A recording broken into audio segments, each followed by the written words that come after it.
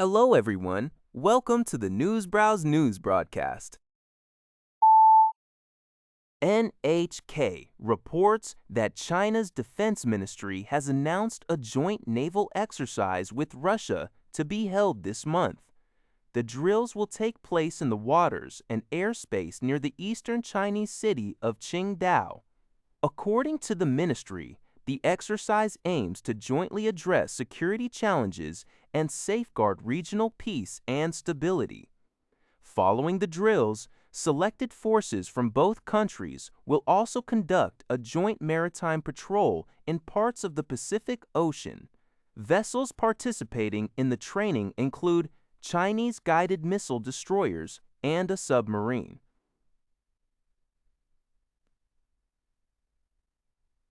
Alongside a Russian guided missile cruiser and a submarine. The two sides plan to conduct joint reconnaissance, missile defense, and maritime strike operations. This training continues a trend of almost annual joint exercises between China and Russia since 2012. It follows a joint air patrol over the Sea of Japan and the East China Sea last month, reflecting a commitment made during a bilateral summit in Beijing in May to strengthen military ties and expand joint exercises and patrols. According to CBS News, residents of Guam and surrounding U.S. island territories in the Western Pacific have been urged to take shelter immediately as Super Typhoon Bavi approaches the region. The National Weather Service warns that the storm poses an imminent danger to life with extreme catastrophic winds. Bavi is forecast to become a Category 5 super typhoon, with maximum sustained winds potentially reaching 180 miles per hour and gusts up to 215 miles per hour. The typhoon is expected to make landfall early Monday, local time, with Rota, Tinian, Saipan, and Guam all under typhoon warnings. Weather officials noted that the islands are still recovering from Super Typhoon Sinlaku, which battered the region in April. NWS meteorologist Edwin Montvilla advised residents to hunker down in interior rooms and stay away from windows to avoid flying debris. Guam Governor Lou Leon Guerrero also urged the public to stay off the roads and seek safety in homes or designated shelters as the severe weather system moves through. According to Al Jazeera, a fast-moving wildfire in southern France near the Spanish border has forced the evacuation of approximately 10,000 people. The blaze has already consumed more than 1,500 hectares of land as it rapidly spreads across the region.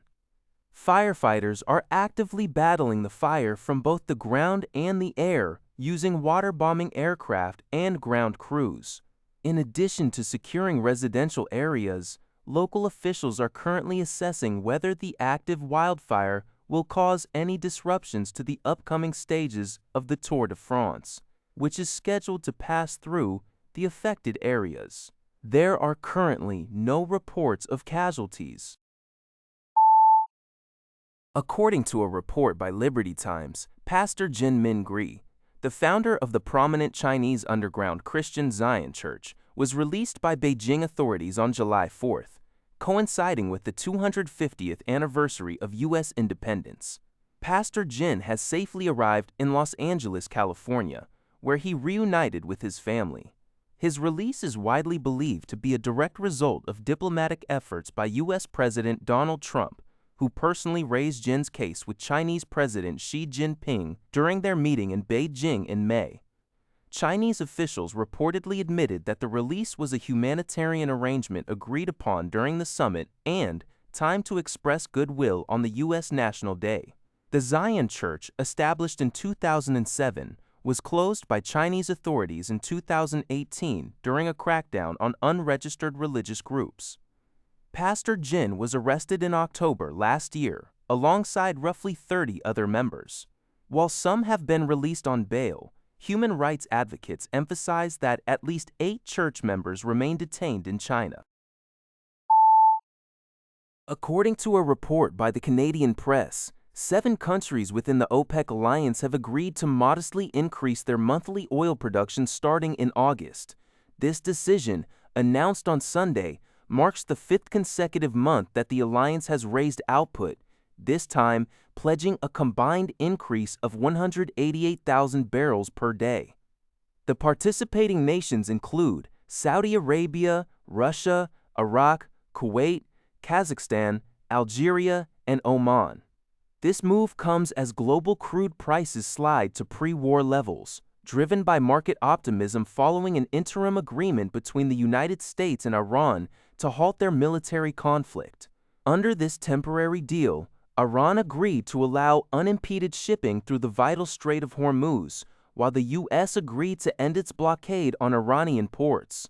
Although Brent crude recently closed below 72 Seguera, Iran a sharp drop from the peak of nearly 120 apses in March. Shipping levels in the strait remain below pre-war volumes, and tensions persist. Analysts expect that while prices have cooled, global fuel costs and consumer prices may remain elevated for the foreseeable future as the energy market slowly recovers.